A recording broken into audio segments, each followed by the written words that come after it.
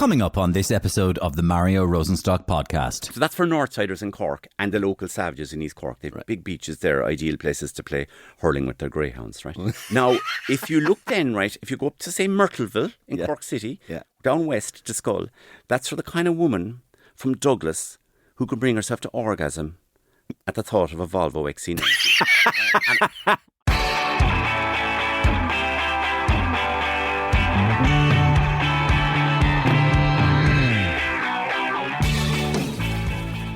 Well, look, if you're a regular listener to this podcast, or indeed if you're a regular listener to Gift Grub, you will know that I have a special affinity with the people of Cork. I went to school in Cork during a very formative period of my life down in Ashton in County Cork. And a lot of the comedy I do centres around Cork characters, as you might know, like Roy Keane and Ronan O'Gara and Micheál Martin and all that sort of stuff. So I have a bit of an affinity with Cork and their humour and their history and even their topography. I love everything about Cork. So you can imagine how delighted I was to come across a fantastic pure-cork comedy character called Reggie from the Blackrock Road a couple of years ago. I follow him online and Reggie's very funny. It's very, very local Cork comedy, but I think it can be kind of transposed into the generic and the general as well. Reggie is the brainchild of the journalist, writer and comedian Pat FitzPatrick. You may have enjoyed Pat's excellent writing in the Sunday Independent for many years. He also wrote jokes for Brendan O'Connor on his Saturday night TV show, and he had a very popular fake agony ant column in The Examiner called Ask Audrey. But one of his biggest hits has been Reggie, very old money, conservative, hugely snobby character from the Blackrock Road in Cork. And I've been enjoying Reggie's short videos on social for a while now, so I thought it was time to meet the man behind the mask and chat about the character, Cork, Corkishness, comedy and much more. Part of the thing in Cork which is different to Dublin, and I remember moving up there, I've noticed it. Cork, even if you're rich in Cork, you have to pretend to be the salt of the earth boy. So you have to like the hurling, right? You have to pretend to be interested in the hurling even though you couldn't give a shit. So that was the big thing about Cork. You had to pretend to be salt of the earth. That's why he's always looking out in case he gets caught saying these awful things about them then. And I give them a little prize at the end as well. So I brought out a perfume, Notions by Reggie. So it captures my essence. It's got my essence? Yeah, it's got some DNA, some of my DNA in it. It's got particles of a negligee as worn by Princess Diana. So, but I give them some of that to take away. Great. You know, people talk about Cork being overly assured and self-confident. That's the Norries. The Norries are that soul of Cork. They think that they're the best people in the world. They don't mind. You're punching up. If you're taking the piss out of them, they'll punch you away, boy. That's brilliant. Down there in the marsh on the south side. You could flood. You'll be coming up here now to buy my fucking house. Ironically, that you're punching up. Yeah, this is it. If you're unfortunate enough not to actually come from Cork, don't worry, it doesn't matter. You're still going to love this chat with Pat FitzPatrick, a.k.a. Reggie from the Blackrock Road. But first up, some comedy. And one of the big stories in the last couple of weeks is Kneecap, the Irish rap band who rap Os Gaeilge. They've been receiving a lot of publicity in the United States for their performance at Coachella, in which they have been vilified by large sections of the UK press and indeed the US media for some of the statements that have been dug up that they've made on stage in the past. But it brought us to thinking, is there nothing that some musicians won't do to get in on the action of publicity? After all, there's no such thing as bad publicity, is there? Fair play. Ronan Keating here. We cannot turn our backs on one of the most hideous crimes affecting our society at the moment. We must address the elephant on the fence. So why is it that chocolate bars are getting smaller every year in front of our very eyes? Snickers, Yorkie bars, twirls, marginally reduced in size, while yes, we still pay the same prices year after year. My new single, Shrinkflation Nation, is available to download now. Let's stick it to the man. Come on! How are you doing? It's Daniel O'Donnell here. Look, we're all sick of colonial imperialism and 800 years of barbaric oppression. It's time to build a wall around Donegal. Let's get the Brits out and keep them out, for God's sake. My new album combines folksy country music songs with aggressive Irish-type rap. Chucky Our Cup of Tea is in all good record stores now. Brits out! How are you, buddies? Keith Duffy here, with a message in defence of the people of Turkey. Turkey has been vilified by the mainstream legacy media. Their crime? Inspiring people by improving their teeth and enabling access to affordable cosmetic plastic surgery buddies like rhinoplasty. Boys Life, that is, myself and Brian McFadden, are standing up for the plight of those with turkey teeth. Myself and Brian will soon be releasing new musical ventures. Come and see us in our Blinding Smiles tour. Guys, it's Louis Walsh here. From now on, life is too short. I'm not going to waste any more time. I will only be representing from now on artists who have been convicted for public order offences. Even better if they are holding current criminal records. That's why I'm delighted to announce I will be teaming up again and managing the great Ronan Keating, whose crimes against music are legendary. His butchery of lyrics, second to none. Guys. And exclusive new comedy every week on the Mario Rosenstock podcast. And of course, you can get in touch with me personally. MarioRosenstock@gmail.com. If you have any suggestions for guests, if you have any suggestions for comedy, if you have any suggestions for any new comedy characters that might be out there that I'm missing, please get in touch with me personally. I read them all and I get back to nearly them all if I can and when I do find the time. So wait a little while if I haven't got back to you. So thanks a million for that. And please tell one other person if you can about this podcast. We're about to get to Reggie from the Blackrock Road in a second. But first, I'd like to thank our new sponsor, deluxebathrooms.ie. Deluxe Bathrooms is Ireland's premium bathroom and tile retailer. Put that bathroom of your dreams together. The bathroom you've always been dreaming of. You'll find them online at deluxebathrooms.ie, but you'll also find them in person, Dundalk Retail Park and Little Island in Cork. That's online again at deluxebathrooms.ie. They have some fantastic offers that generate huge interest all year round. So get online and have a look at them. Thanks to deluxebathrooms.ie for getting involved, not only in the Mario Rosenstock podcast, but in podcasting in general. Okay, let's cross over now to our podcast studio and join Reggie from the Blackrock Road, aka Pat FitzPatrick. Prepare for some serious Cork talk. Pat, listen, thanks a million for joining me on the Mario Rosenstock podcast. You're here because I really adore this character that you do, Reggie. Yeah. And it's a comedy character, and it's a really strongly defined comedy character. And I suppose I love Cork as well, right? Because when I started Gift Grub, a lot of it was based on Cork characters, and it was the beginning of Roy Keane and the beginning of Ronan O'Gara. And I have so many Cork characters now myself that I actually, when I go to do a show in Cork, I do them according to the school they went to. Right, okay. So that's the way I identify them. Yeah. So that's how that's a kind of parsing it very, very, very, very thing. But tell us, for the listeners who mightn't know it, I mean, a lot of listeners will, and a lot of listeners won't know it. Who is Reggie? What is he? What does he do?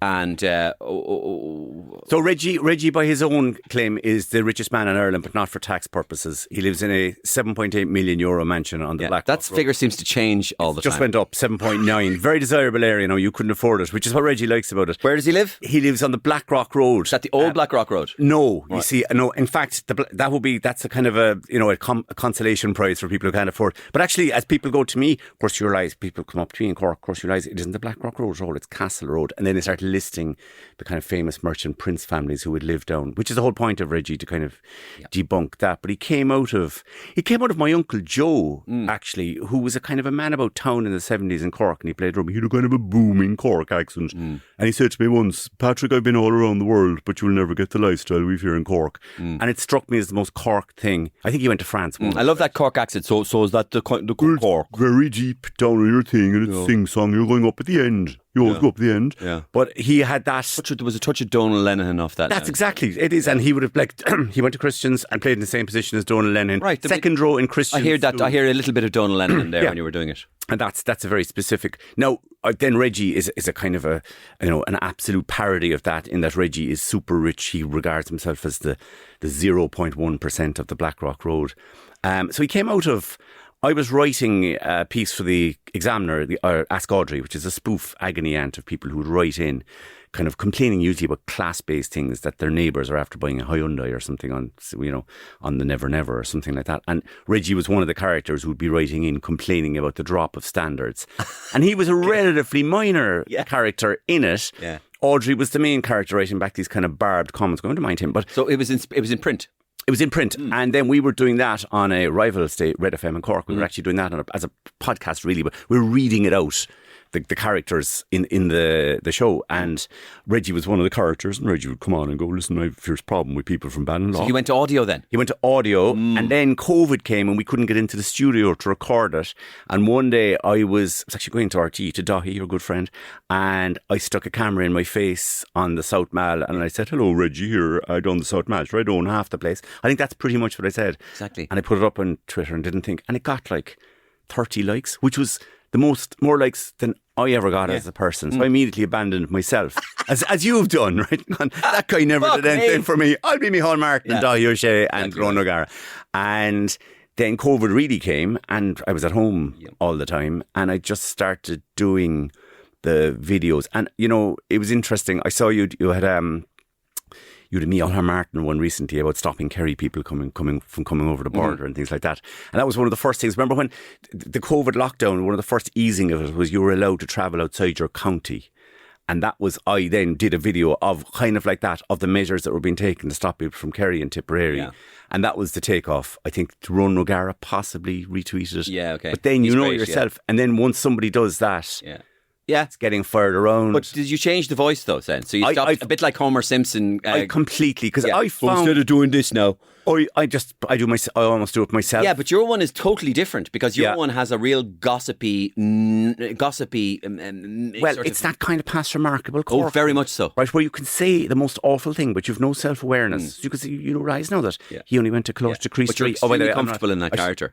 Well, yeah. I mean, have you met my mother? Well, you've my aunt. Yeah, like, you could just do it really easily. Yeah, but they're like this was. They would sort of look around. You even look to your left and look to your right when you're talking about it, because that's the past remarkable thing. Well, you see the Cork thing as well as part of the thing in Cork, which is different to Dublin. And I remember moving up there. I've noticed it. Cork, even if you're rich in Cork, you have to pretend to be the salt of the earth boy. So you have to like the hurling, right? You have to pretend to be interested in the hurling, even though you couldn't give a shit. Yeah. I don't know. Can I curse on this? Yes. Oh right. Well, Jesus, I'll get going. So, no problem. But you know, even though you couldn't give a shit, you could. So that was the big thing about Cork. You had to pretend to be salt of the earth, and you go drinking in a place like Denny's, and you want dinner, 15 pints of Murphy's with the lads from the coal place across the road. I had a great night with them all together. So that's why he's always looking out in case he gets caught saying these awful things about them then, right? And that just, it grew out of that. And the more I think of him as that kind of almost confidential character where he's whispering to you rather than talking out. That's right. That really works. Then it's more interesting. Actually, you've reminded me of something, and it's something I spotted years ago. And it's from a fellow Corkman to you, not to me. Matt Cooper. Yeah. And Matt Cooper has this thing, because I know it because he used to do it to me all the time. So when somebody's doing it to you, you go, what's that thing he's always doing? Okay. And I go, and then I figured it out, because it's only going to be a matter of a while before I figure it out. And he does this. He goes, so he says, Pat, how are you? Did you hear about Mario? Right. So his thing changes, right? His mouth changes. His mouth stops moving. Okay. Did you hear about Mario? Mario, he's financially fucked. Right, the eyes move around like you. Yeah, I heard that as well, by the way. The mouth stops moving. That's right. Because it's a ventriloquist thing, and he doesn't want people to see what he's saying. Yeah. So he goes, oh yeah, I hear he's absolutely up to his neck in debt there. Did you hear that?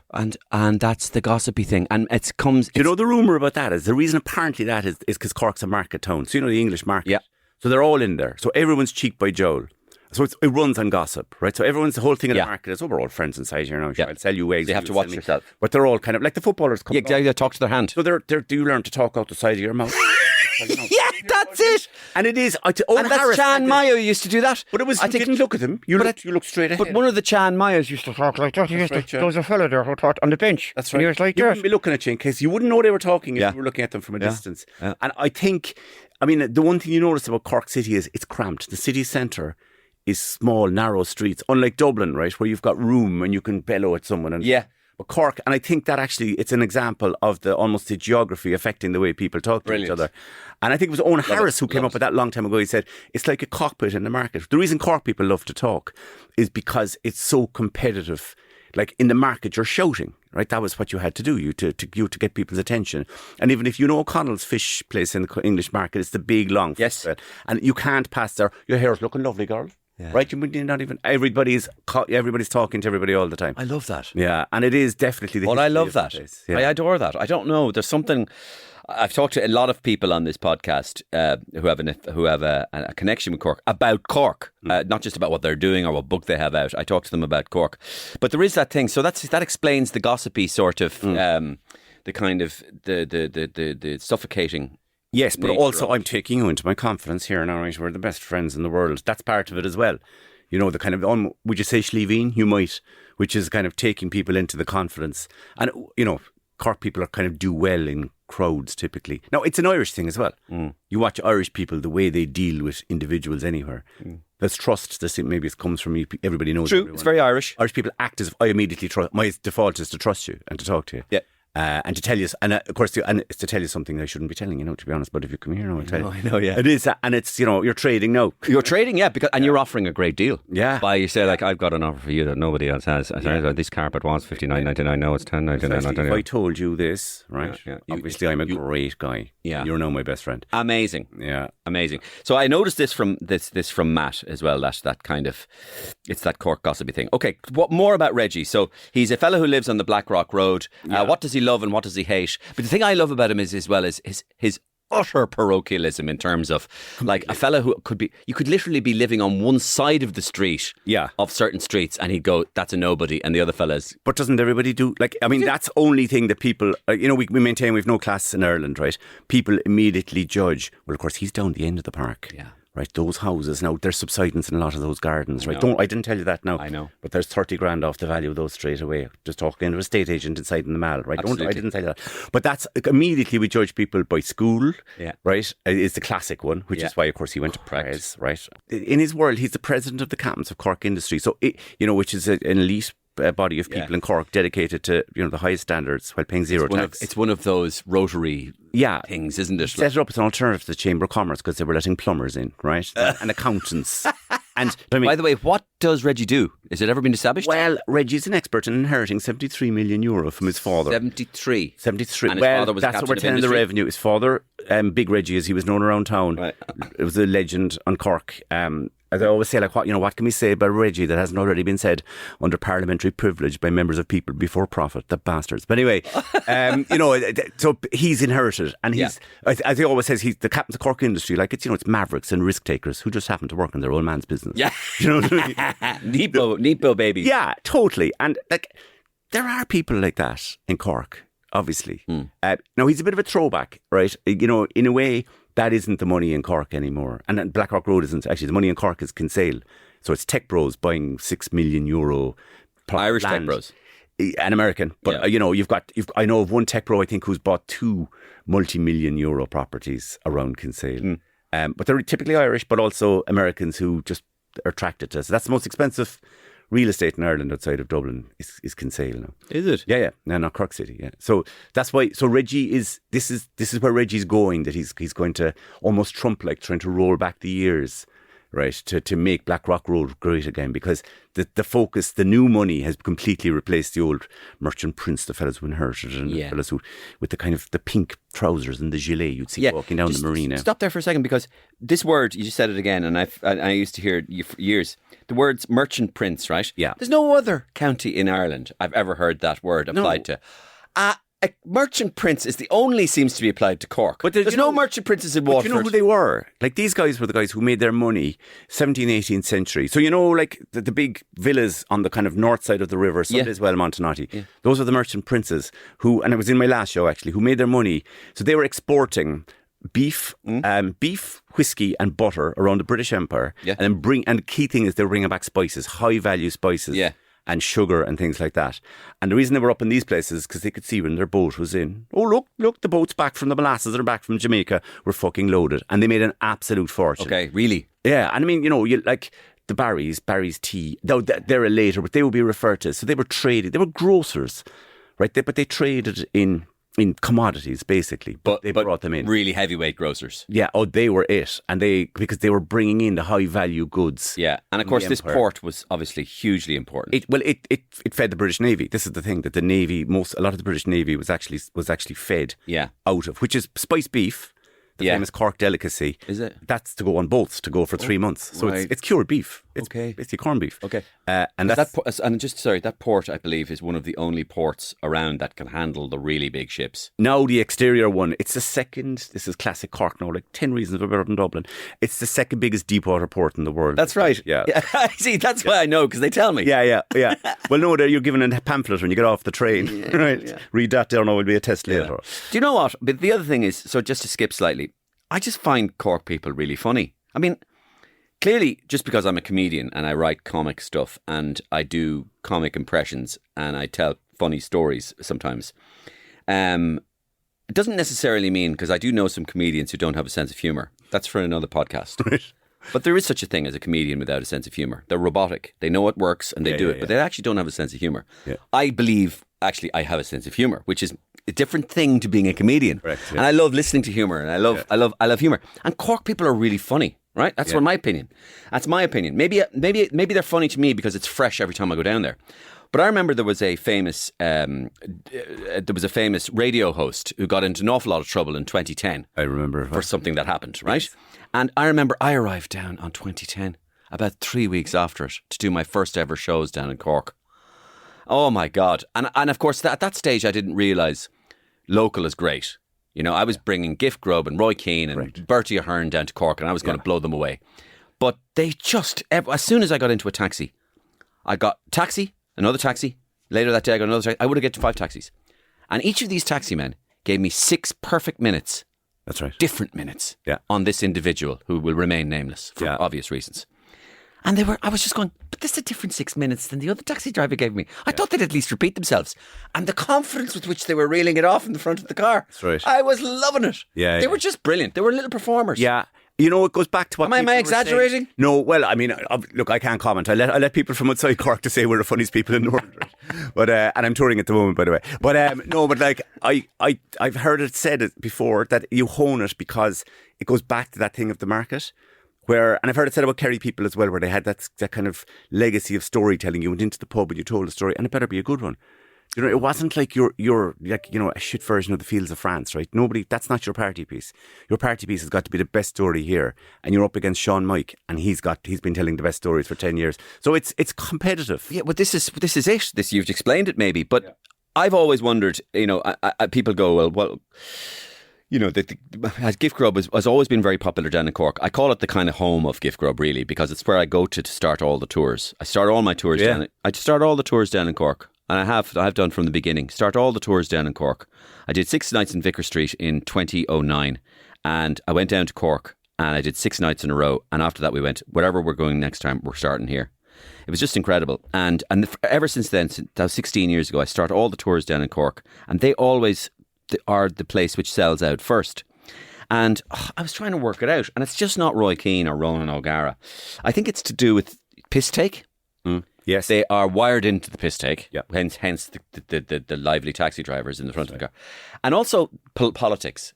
Cork is deeply political, and I mean that in every sense of the national politics. So Fine Gael, obviously, Fianna Fáil, obviously, but also Labour, also that red streak. Yeah. You know, and so Cork is that. A deeply political town, a deeply piss-take town. They know how to do humour.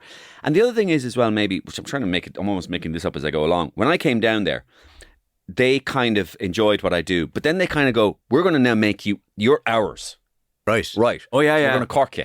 That's right. We'll Corkify you. That's right. Oh no, he's fucking Cork. Yeah, he went to school in Ashton. Exactly. But he's still from Cork. Like. Yeah, but he already said it. He's like, he likes Cork the best anyway. Yeah. And even when I go to other places, and you go to other places and you go, how are you, Galway? I love Galway. Yeah. And I actually end up... I actually think it's Radio Roy, of all the things, the Cork people that you captured. And it was Anne, was it? Was it Anne who used to read? Anne still in, yeah. Yeah, so I would almost have stolen that for a couple of characters writing into Ask Audrey. Yeah.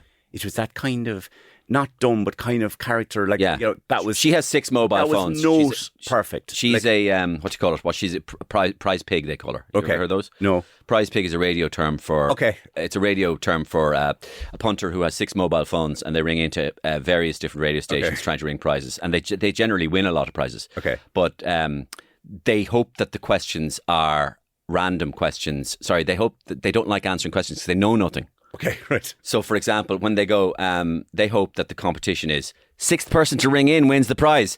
So there's who's that? Anne.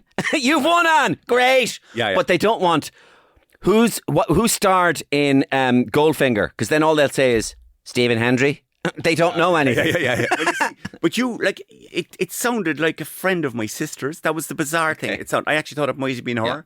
Yeah. And I think that was the key. The most truly Cork, apart from Roy, who I came up with this thing called Radio Roy. It was the idea that Roy was getting so famous that he would ultimately end up with his own radio program, which is actually a bit prescient, actually, because nowadays everybody has their podcast. This was 25 years ago. Yeah. Imagine Roy Keane with a radio show. Sure. And so, but one of the key characters in it wasn't me at all.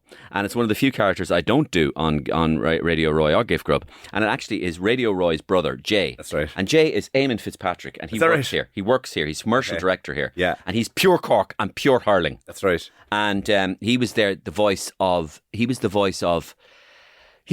people on the street of Cork. That's right. We're really proud of you, but Jesus, don't make a fucking disgrace of yourself on the radio. Don't feel it's gawking all over the fucking side. Yeah. You're doing fucking, I think that depth of like that came through in that the characters had depth, so it wasn't like three different people as vassals to deliver gags. Yes. It sounded like a radio show in Cork. Yes. Right, yes. and I think that's why I always think, like, going back to why is Cork that kind of peculiar mix of kind of almost urban, and see, Cork's a big Clonmel in a lot of ways, right? That it's size wise and in almost mentality wise, it doesn't define. And it's very noticeable when I came up here today. Like, I got the train, Dublin is just a different magnitude. I love Dublin. I lived here for 15 years, but it's just a different beast completely.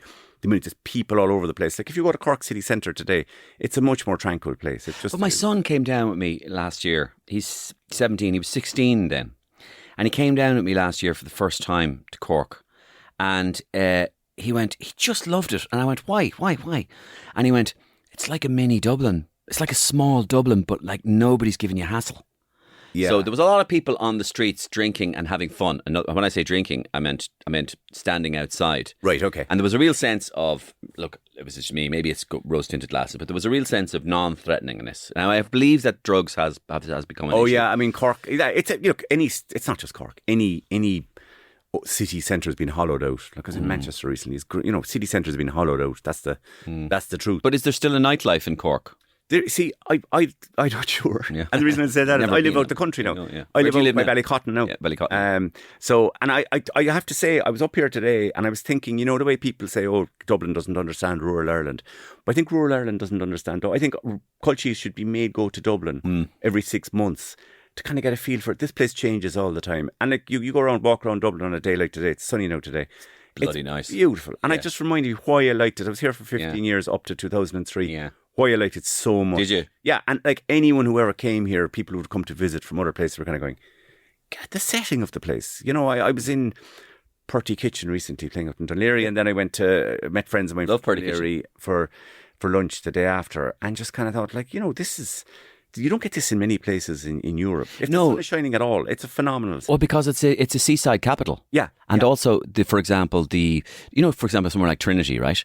It's smack bang in the centre of the city. Green space. Totally mad, like. Yeah. That's incredible. And for all the kind of bad, publicity of Temple Bar, just walking up around the cobblestones today, you kind of breathe a bit. Right. There is, I think, obviously Dublin, I think what happens is people, they come on a school tour to Dublin and they come up for one gig, you in the Three Arena maybe, and then they watch the news and they form opinion. And like Dublin's just changing all the time. So I kind of got my sense, I'm living in a bungalow out by the sea. Right. And you can lose touch very quickly with the way Ireland is going, which is bad for somebody like Reggie. What about Cork stereotypes? You could take it from Reggie's point of view, but do we have Cork stereotypes? Are there Cork stereotypes, even comic wise? Well, I mean, obviously, surely Reggie is one. So Reggie is your classic Blackrock Road snob. That's right. I'll tell you what, Reggie's running for president. Let Reggie take over here. Reggie's running for president this year. When you look at some of the other people running, like Conor McGregor and Bertie Hearn, I mean, they're the worst. They're both from Dublin. That isn't even the worst thing about them. But I want to tell you what I've achieved as the president of the Captains of Cork industry. The key thing I've achieved is beach apartheid. Now, I own a beautiful mansion down in Crookhaven in West Cork. You couldn't afford it, Mario, which is a lot of the reason I go there. But I can't go on the beach down there because I'll end up sitting next to some family from Macroom, because they bring their kids down to give them a wash. That's awful, is it? So they're terrible altogether. Have you been in Macroom? No. No, but they've bypassed it now. There's no need to do that. So I've segregated, myself and the Captain's Cork Industry, I've segregated the beaches in Cork by class. So East Cork, that's from Youghal. Yes. All the way up to Inch. That's near Waterford, isn't it? It's almost dangerously near Waterford. Yeah. Right? Is Waterford bad? Well, I'll get into that later. Yeah. Not as bad as Tipperary, but, thin line. So that's for Northsiders in Cork and the local savages in East Cork. They have big beaches there, ideal places to play hurling with their greyhounds, right? Now, if you look then, right, if you go up to, say, Myrtleville in Cork City, down west to Skull, that's for the kind of woman from Douglas who could bring herself to orgasm at the thought of a Volvo XC90. And I'll tell you, I know them. Mario, I saw it done at a party once in Kinsale. The noise out of her was incredible. Now, Not the Volvo. The her. What, her? Right, she brought herself to pleasure. Just imagining owning one. And there's an XC90, that one, is it? That's the real XC90. family. That's the 5-seater or 7-seater. It is for people who can't afford Range Rovers. It's the kind of affordable Range Rover. And then it's My wife, I said to her, sorry, you can carry on, Reggie, in a second. no. But my wife, I said to my wife, I suggested my Volvo to her. I suggested my Volvo.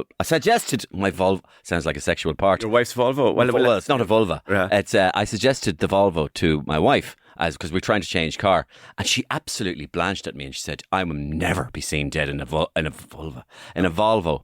It's that mammy car. It's that awful mammy car." You probably live in South County Dublin or something. I do, It's yeah. a perfectly acceptable mammy car. Yeah, But the kind of person in Douglas would be the similar kind of person. Now, just the thought of a Volvo X. Now, be careful because there's an enclave in the middle of that stretch of coast. Okay. For people who work with their hands. It's called Onahincha. It's a very big beach, right? Okay. And my good friend Crispy Wilkinson went in for a swim there once, right? Yeah. By mistake. Crispy Wilkinson, would he be rich? Of course, he's Crispy. a friend of mine. Crispy, what would that be short for? Christian? Oh, no, that's his name. Crispy. Oh, it's on his name. Yeah. Crispy. Oh, on the Blackrock Road, we'd have names. Crispy went in for a swim in Onahincha once by mistake. Didn't he come out with a tattoo? Right? Oh. Glasgow Celtic. It rubbed off on him. Wait to fire him out of the cannon in the Royal Cork Yacht Club. But then the rest of the coastline from Skull down to Crookhaven is for people like myself. So that'll give you an idea of the flavour of Cork. Yes. And that's, if I'm elected president this year, I'm going to bring it into the rest of Ireland. Fair enough. Flat segregated beach. Fair enough. What about Knocknaheeny? Well, there's the Noddies, as they're on in Yeah. Cork, right? Jurry from the Noddies now would be, they'd be his arch enemy. They'd be kind of Reggie's arch enemy, But also, But you'd never cross paths with them. well, I have to as president. See, Okay, you're president of all the people. Well, this is Reggie's thing is he's going to make ordinary great again. MAGA, right? So he's going to go out and talk to the ordinary people of Ireland in their shit villages and poor council estates, but he's got to pretend to like them. Yeah. He's got to pretend to like tea and This burgers. is one of the things I think people like Reggie, you just said it there, right? In their shit housing estates, you're able to say the things that are actually completely politically incorrect. I could never say it as myself. It's non-woke. But it's a total it's an Alan Partridge character. Mario, you know that people are like that. You know that there course. people say that kind of stuff. You're the guy down the bar. Yeah. It's just you wouldn't allow him on radio. Yeah. No, all the guys in the bar. You're going to the wrong And worse, bars. you're the guy in the golf club bar. Yeah. And do you know what? They're not like that after one pint. No. It's just after three But they you are. see, golf club's gone now. It's paddle now. Oh, Yeah, stop. tennis for idiots or cycling. Did you notice, by the way, that cycling clubs now, this is a friend of mine was telling me this in Cork, that they're now allocated, they're now kind of segregated by, this is a bit like Reggie, they're segregated by profession. So the doctors, the consultants Have their own cycling club. and they have their own gear, they have their own minimum price for the bike, $3,000 graphite minimum, and they have their own rules Of the road. of the way they two abreast, but we let somebody through if they're in a Range Rover. But it's these apparently the golf club thing, because sure anyone can play golf now, right? Yeah. But it's cycling, because cycling is I went into a bike shop the other day. There was $10,000 bikes. Half the bikes in there were $10,000 bikes. Because there's a lot of money around, as you might have noticed, for a while anyway. And cycling is the new kind of class signifier that you can kind of... Is it, yeah? Well, if you're going around in a Trek, those ones. I mean, that's like driving a Kia Sportage, like you're nobody. Right? The Trek is the mid-range kind of, right? That's for project managers. 800 quid. Yeah, that's for project managers at Newbridge or whatever, right? But there's Awful, bikes that awful. I couldn't even begin to pronounce. They're Spanish typically. They're graphite. They're lighter now than your shoe. Yeah. And they're the ones to signify where you stand in the pecking order. Those doctors you're talking about. See, Brian O'Driscoll was recently refused membership of Fitzwilliam, which I thought was the gases story. No way. Yeah, it's a story going around town. It was in the news. But he was refused membership of Fitzwilliam for some reason, and Fitzwilliam is just like uber posh, He's not even a woman, though. I mean, no, but I think it was because of women that he wasn't, because they were going to allow in I see. a larger proportion of women, and he got taken off. I see. I remember being in Fitz because I play a lot of tennis, so I've over the years being in tennis, and it's the only place you'll see surgeons, things like that, right? But they behave themselves in a certain way, so they're the only kind of people that they'll be like this, right, in front of you, right, naked. Right. And everything. By the way, for listeners, my leg is up on the desk now. He's got his pants on, but I don't know where this is going. But he's totally naked, and he's talking away to you, and he's making complete eye contact with you, and his langer is just like swinging, right? Like whatever. It could be small. Generally, is small. Yeah. But the point is, what they're saying to you is, I'm so comfortable with the amount of money that I'm worth. That, like whether I'm small, big, or have medium, a look at my bollocks. Yeah. It really doesn't matter to me. Yeah. And that goes unsaid between me and you. Yeah. I'm so fucking sorted. Yeah. Of course. And you're going, in your mind, you might be going, right, you're hung like a hamster. And he's going, I don't care. Yeah. I'm an ophthalmic surgeon. Yeah. Or whatever, My mother's delighted with me. He's a kind of, yeah. No, anyway, it's still there. But anyway. It's still there. Yeah. So that's fascinating. So the Norries, the Reggie would take care of them as well and have to talk to them anyway. I was worried about this when I started doing, like, a lot of the successful videos that I would have had on social media if I have a go at the Norries, right? And I'm wary of it in a way because you'll get a lot of comments. Some of them then people coming in about unemployment and single mothers, right? Yeah, and it is. I don't want that on my stuff. Like that's tropes and stuff like that. But what I notice is the Norries kind of go, "You got to keep it going by." The Norries, people talk about Cork being overly assured and self confident. That's the Norries. The Norries are that soul of Cork. They think, maybe with some justification, that they're the best people in the world. So they don't mind. You're punching up. If you're taking the piss out of them, they'll punch you away, boy. That's brilliant. Down there in the marsh on the south side, you could flood. You'll be coming up here now to buy my fucking house. Ironically, that you're punching up. Yeah, this is it. And they don't care. And also they kind of they're glad that it's not po-faced. And I think a lot of Reggie, you were saying, I can say things that possibly other individuals couldn't say. People are just glad of kind of, yeah, of course. Just saying this is stuff that's being said. And if you do it, as long as you do it like in a good sense that the joke's on Reggie, really. Correct. And I have had to correct myself a few times and go, no, that's just nasty though. Yeah. That's just looking for a correct. cheap laugh. Like everything in life, it's the way that you do it. It is. It's right? tone and tone. Everything is tone. Yeah. And you have to do your best to judge the tone. And if you can get to a stage whereby your tone is 85, 90% down the right thing, you're fine. That's plenty. I'm still getting called a langer, a twat, a prick. What was the one the other day? I can't believe you're making money out of this shit. Yeah. But that's 10%. That's 5% really. Yeah. And I think and I was kind of careful over the years to and I've come away from the Norrie thing a bit as well because it was attracting lots of people who wanted to have a dig at the kind of, almost the poverty aspect of it. Right. That's the reality of the North Side in Cork. See, somebody can weaponise your comedy. Totally. And they go like, so the Tool down in Montanati, some of them could weaponise your comedy. Oh, a good few of them would. Yeah. And then they're jumping on there. And I'm going, you're not getting it if you think that's the joke. Correct. So I've pulled, and also, for professional reasons as well, because Reggie, there's only so far you can go with jokes about Carrigaline. Now in Cork, obviously it's a byword for despair, right?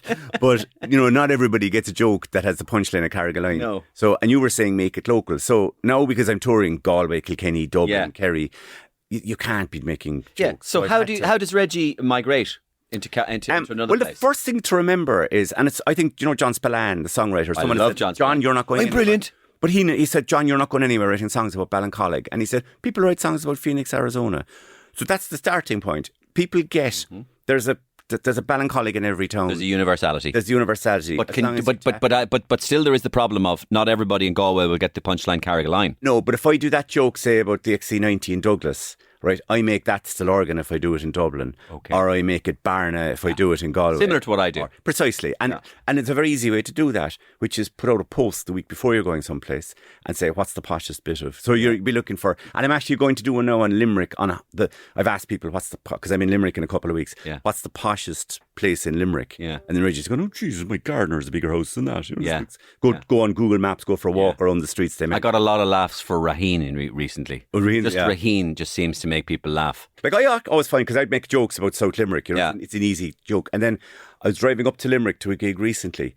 Like, South Limerick is dripping in money. Like, you could see. Really? You could see the land. You could see the size of the big lot. Like, old Anglo money, right? Reggie would be very impressed now. I mean, Right, obviously, yeah. it's fucking still new money for his family, right? Yeah. He's pre-Norman, but, Yeah. you're looking at... How far back can Yeah, you go? fuck yeah. How far back Well, can he always Reggie said, go? like, my money is so there going to be a old. point where Reggie despairs, just hates the Normans as well, that they're new money? But I had a gag like, oh no, it was, yeah, no, the gag was... Neolithic. Reggie's family actually came from the ancient city of Atlantis just before it slipped into the sea, and his money is so old, it has pictures of Julius Caesar on it.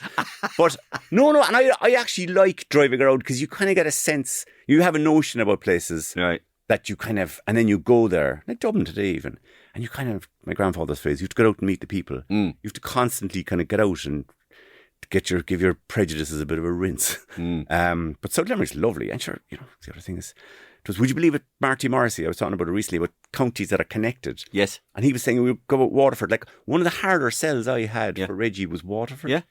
And I kind of, whereas Kerry, Limerick, that'll sell out no bother, right? And Tipperary even. But cities are connected in bunches, which must be something to do with Waterford is connected with Wexford and Kilkenny. And Kilkenny, exactly. It's a different It is. universe. That's right. And I've had people say it's a different sense of humour, which I'm not sure, but it's like that. It's that Cork and Kerry are the same. Like for all the banter and all that. Yeah.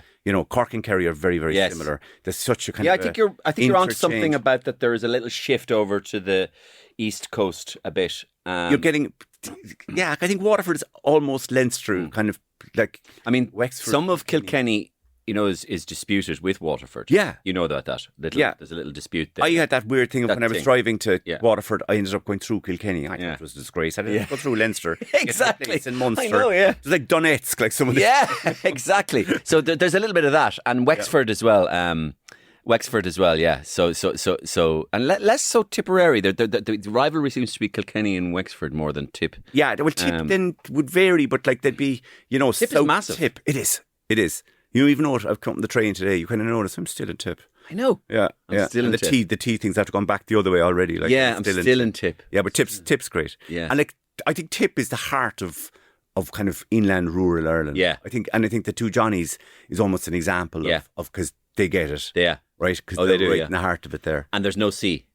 None. Yeah. None. And like you're not going to the beach for the day. No. Because it's time to turn around the tidy be in by the time you get there. That's it, yeah. Yeah. So, So so that's what Reggie does. And anything more to say about the presidency? Yeah, you've done that bit. I've done that tour. Like I what was kind of the biggest challenge I had was taking it from those kind of 2-minute videos into the phone onto the stage. So like I was for 2 years, particularly all of COVID, really.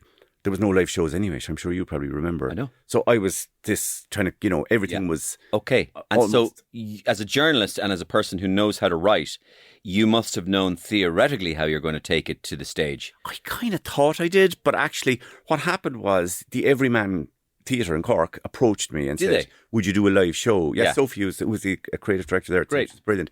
Approached me and said, would you do a live show? And I said, because those, yeah, of course. Fucking hell, what am I going to do? Yeah. And she said, look, who would you like to direct it in theatre? And I knew one theatre director, Okay. Pat Kiernan, who... No. Corkadorka, the guy. Oh, yeah, Corkadorka. Murphy. So Absolutely. Pat, but Pat was in my class. I at didn't school. know. I wouldn't have known Pat well, but he kind of contacted me through Reggie and kind of met him for coffee and had a chat. So Pat Kiernan, I said, Pat Kiernan? She said, great.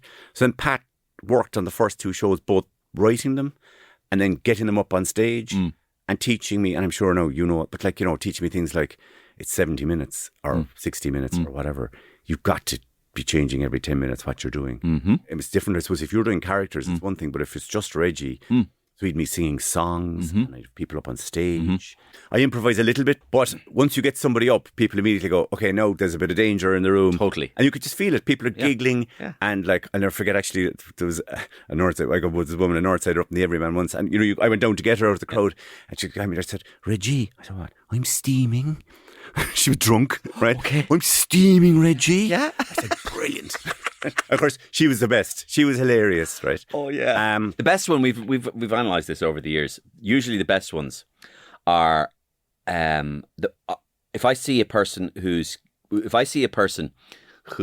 is confident, right? I won't go near them. I don't go near them. What I want on stage is what you might call, to use your expression, the everyman. I want the everyman. I want the person who the last thing they want is to be on stage. Right. But having said that, if they ever do end up on stage, they'll do their best to get through it somehow. Yeah, I mean, the one thing is also And that's what the audience love. they learn when they go up that it's not that hard to get an audience to react to you. Yeah. And they get one laugh or they get one round of applause and they're going to go, right, now I'm going to enjoy. If you can show them as well by your nature that you're not there to humiliate them. No, correct. You're there to look after them. Look after them. You'll stop them from falling through. Yeah. The net. No, it's true. And I give them a little prize at the end as well. I've brought out a perfume, Notions by Reggie. So it captures my essence. It's got my essence. Yeah, it's got some DNA, some of my DNA, and it's got particles of a negligee as worn by Princess Diana. So, but I give them some of that to take away. Great. And do you do that once or twice in the show? I do it 3 times. I have 3 different reasons. So the latest tour is Reggie's gone back to college. What's the tour called? It's called Reggie Old Lads, and he's back in college because he was turned down by a major German aristocrat who wanted to have sex with her, but she was put off by the fact that he didn't have a 3rd level qualification. As Reggie said, the Germans have a word for it: go in shite. Right? So anyway, Go in shite. Go in shite. So So the idea is going back and just telling him about why he come back to college to study why Irish people have such low self-esteem and yet huge heads. Right, so this is the paradox. Right. And so but it's great. All you need is a pretext to get the people up. So how many, I know that, I remember a few years ago there, I was down and I remember seeing the taxi driver telling me, after entertaining me again, telling me oh yeah, Reggie's doing 5 nights in the Everyman. I mean, you were doing 5 nights in I did, yeah, but the first time I did, Jesus, I do 17 or something. It was a run, it was a theatre run. In the Everyman? Yeah, but we only sold out about 5, but then I couldn't go anywhere else. This was the problem. There was the show was too big to tour. And then I did another one, which was Reggie's Guide to Social Climbing. And again, we did that with Pat, and that was great. And we had a good few nights in the Everyman, maybe less that time. Why the Everyman? Why not the Opera House? Because the Everyman came to me first. Okay, so you were just loyal. I liked them, and you got on with them, and they're loyal. Great. And the Everyman has got, have you played the Everyman? I did. Oh Jesus, you know what? I've been it once, right? So I did a benefit night for St. Finn Bars. The Bars. You got to play. I did. That was great fun. Oh boy! Yeah. And of course the typical thing happened. Magic always happens in Cork, or the threat of magic always happens in Cork. The idea of magic. They know they're magic. And it was we were about to go on, and I had loads of bits ready, and we were about to go on. I went, Mario, I think he's coming in tonight. And I went, what? Who? Roy. Just says coming in. The word's gone around. He's in Cork, And he's like, he's in Cork. So what? He's always in Cork. Yeah. No, but they say he's coming in tonight. And that was the word. Basically, the place was full. Basically, the entire audience then was filled with this notion that he might be in. Okay. And he wasn't in. And he didn't come in. But it was just apparently he might be in. Yeah. No, it's Jesus. Cork people are. I was in La Rochelle last year on holidays. Ron O'Gara lives in La Rochelle, and he actually lives on the island Ile de Ré off La Rochelle. Right. And I was cycling around. We were cycling around, and the number of times you'd hear Cork people otherwise going, "Hi, Reggie," or else kind of going, "That was definitely him. I saw him there. That was Rog. That was definitely Rog." That's right. About 4 or 5 people I overheard. They didn't know who I was. Yeah. Just going, "I think I saw him." Right. Yeah. Now, turns out Rog had posted. He was at Taylor Swift in Dublin. Yeah. He wasn't even on the island, as they say. Yeah. But Cork people had gone on their holidays and they were going around looking for Rog. That's right. And they think they see him. Rog search. Yeah, you do. Yeah, everyone's right. Rog. Because the world is small. Yeah. In their world. Yeah. This world is small. I come from Cork. I'm in La Rochelle. Rog is here. Yeah. I just saw him. And not only that, he's probably looking for me as well. But he knows we're here. He heard I'm here. He's feeling we're here. Yeah. This is why he went to Taylor Swift in Dublin. But So there is that going on as well. Yeah. Rog, Jesus, that's hilarious. Yeah. The Everyman is just... the Everyman, because they're right there in front of you. Right. You get. And so did you do the Theatre Royal in Waterford, or...? No, I haven't. I did what's the other place? Lane. Garter Lane. Garter Lane, which is lovely. I found it harder to sell. Yeah. So I'm doing Kilkenny this time, which is just I'm doing set Watergate, Langton's, the set theatre in Kilkenny. and Galway. Rushing Dove, right. Galway. And then I'm all over the place. I'm going to Connolly's in Lepp. Have you been down in Connolly's in Lepp? What's that? It's exactly, the Lepp is spelled Leap. It's a village between Clonakilty and Skibbereen. Oh. But Connolly's in Lepp, it's an iconic kind of a music venue, and they would have had big names would have played there, through the years. It's Yeah. 20-seater out the back of the bar, but they've been there since the 70s. You look at the kind of photographs. Nice. But it's a lovely venue. I love John Spillane as well. I've always loved John Spillane, and I met John Spillane very early in my kind of career on Today FM, because all these musicians would come into Today FM and you'd see them play live. And I remember being very taken with John, and I always have been. And of course the thing that made me be taken to him was his highly refreshing and unusual approach to himself. You know, this like I like, so you go ask the inevitable stupid question, how are you? I'm brilliant, Mario. I'm brilliant. And you go, okay, double take, and you go, that's good, madman. And then he goes, no, what I mean, I seriously, I'm brilliant. Like the recent thing I've written, it's just the fucking best thing I've ever done. That's right. I love it. Yeah. I love it. I think it's just brilliant what I've done. And I love that kind of person. Yeah. I love the person. It's just unaffected. He meant it. But it's nice to be around. Like, there's energy. And there's energy. And, you know, I've talked to him as well. I've met him a couple of times in the Today Show on RT, and he'd be there in the green room, and he was saying, you know, it's kind of difficult now because he can't make money off albums and stuff like that, so he's gigging. Yeah. And he's doing very well because he's such an attractive kind of an act. Yeah.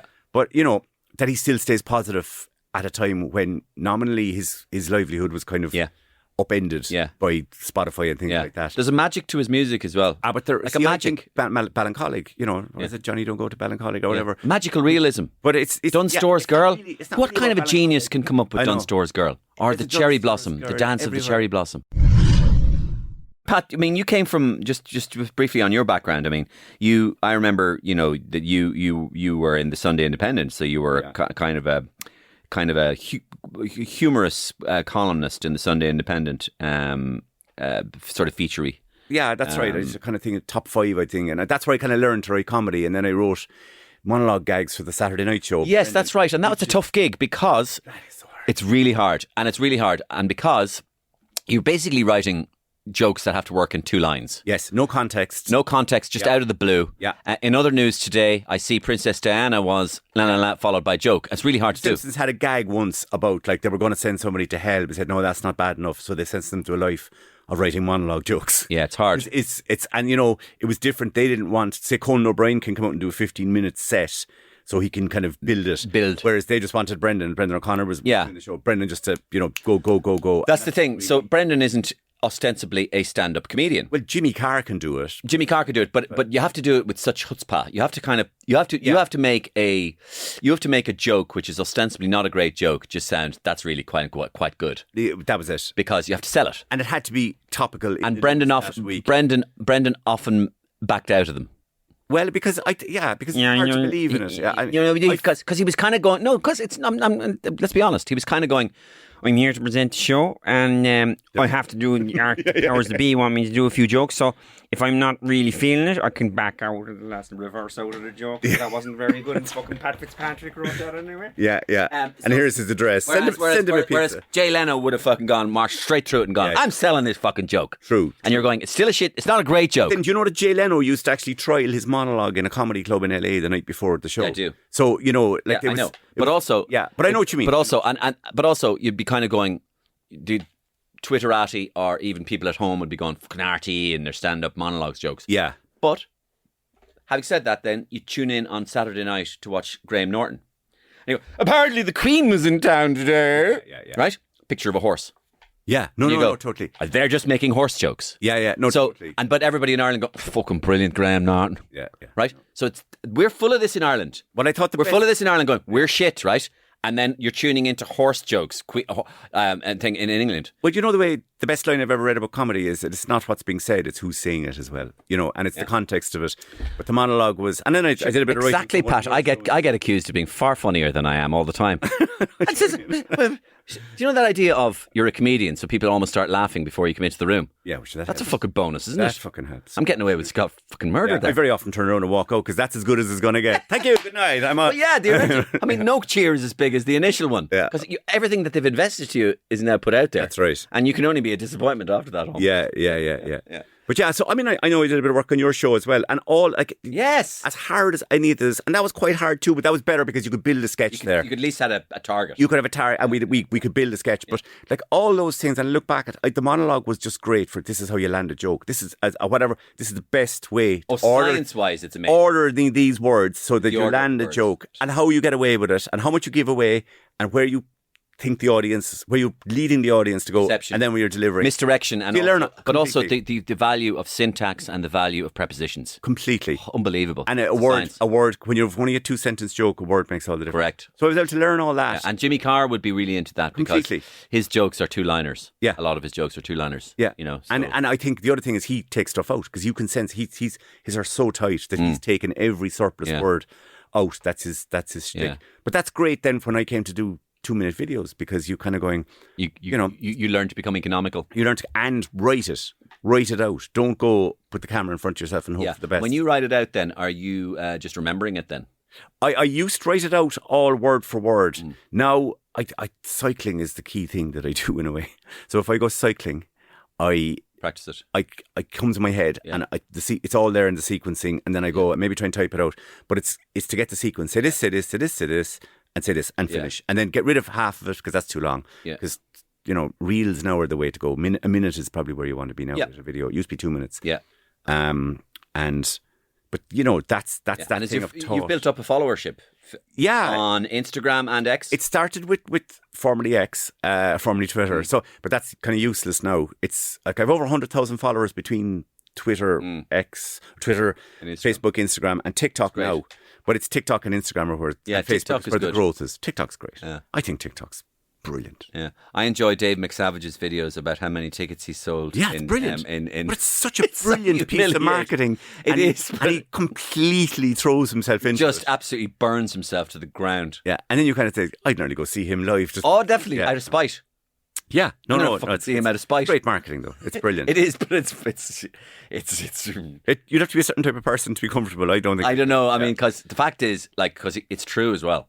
Yeah, Because you can't sell that as a lie. That's right. It only works if it's true. that's true. Yeah, And Irish people would not forgive you if that wasn't true. Yeah. If they went to see you and they said, he only said he sold 20, this fucking place is packed, I'd be angry at him. Yeah, I no, no, wanted no. to come to the place with 20 people. which is what Dave McSavage is always. We love failure. We want to come along. We're willing to pay money to see you. Exactly right. To Exactly have right. 2 seats to sit on, just so you feel bad. Exactly right. And I just say before we go, actually, tour tickets, ReggieBlackrockRoad.com is the place, and I am coming to a town near you. So ReggieBlackrockRoad.com is where you'll find all the and Reggie's hilarious, and I've been following him for a good few years, and I would advise you to go out and see him because, if you've seen his videos, and I know this guy can deliver on stage as well, and judging by what I've just found out about his stage act, is it still 70 minutes or? Yeah, 70, yeah. Break in between so you can have a few pints. Yeah. Oh yeah, little break. Oh, yeah. Okay, good. A few pints. Okay, thanks, Pat. Thanks, Mario.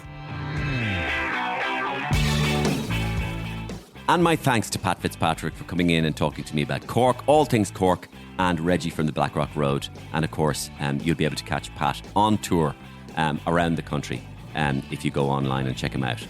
My thanks, of course, to deluxebathrooms.ie, our great new sponsor. You'll find them at Dundalk Retail Park or Little Island in Cork, or of course deluxebathrooms.ie. And my special thanks, of course, to you for listening to this podcast. And if you can, tell one other person about this podcast, contact me personally at mariorosenstock@gmail.com. I'll see you same time, same place next week. Take it easy.